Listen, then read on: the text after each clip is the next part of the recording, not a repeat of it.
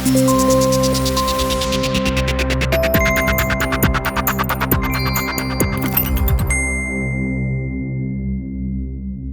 the time William Allan arrived at Castle Craig in 2006, his addiction to alcohol was so bad he admits he used to cry himself to sleep wishing to die. Then 41 and living in Airdrie, the problem had spiraled out of control over 15 years as his business collapsed, his marriage unravelled and he lost his teenage daughter to cancer. "When I came here, I was dying," says Mr Allan. "I had 3 blood clots in my brain. I came here directly from the Neurological Sciences Department in the Southern General Hospital in Glasgow. I'd watched my 15-year-old daughter die of cancer. I'd lost my business. I'd been married for 25 years, but all that was gone. If you were looking for rock bottom, I couldn't have got any lower. I can say with certainty, back in 2006 if I hadn't got into Castle Craig I wouldn't be here today. That's a fact.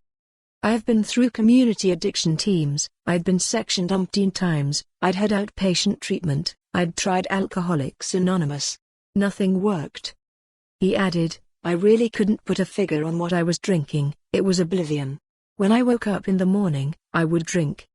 If I couldn't get alcohol I would take something else. At the end of my addiction it was an existence, it wasn't life. It was like Groundhog Day, drink, sleep, drink, sleep. At the end, I can say with 100% honesty I did not want to wake up. If I was conscious enough, I used to cry myself to sleep praying to God that I wouldn't wake up in the morning." Mr Allan, now 55, was one of 144 people publicly funded to undergo detox and rehabilitation at the facility in 2006. The former auditor spent 9 months in treatment and left determined to turn his life around.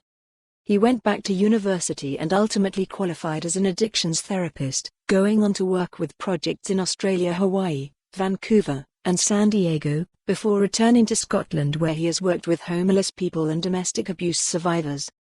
Mr Allan is now a specialist addictions therapist at Castle Craig, but despite his own success stresses that no one should enter rehab lightly. He wants anyone referred by the NHS to be screened first to ensure they are psychologically and emotionally ready to benefit. "It's not a silver bullet," he says. "It's not just about referring people and saying we'll pay for it. If that person doesn't know what they're engaging in, they're going to be like a deer in the headlights. The number of people we see here who relapse and then come back and say I was only doing it to keep my wife or I was only doing it to keep the court off my back or to keep my job.